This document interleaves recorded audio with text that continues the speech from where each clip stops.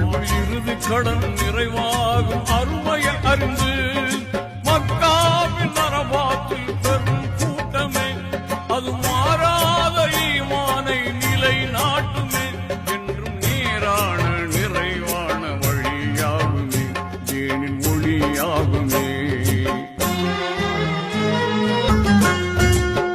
எல்லோரும் ஹஜ் செய்யலாம் வல்லோனின் காபாவை காணலாம்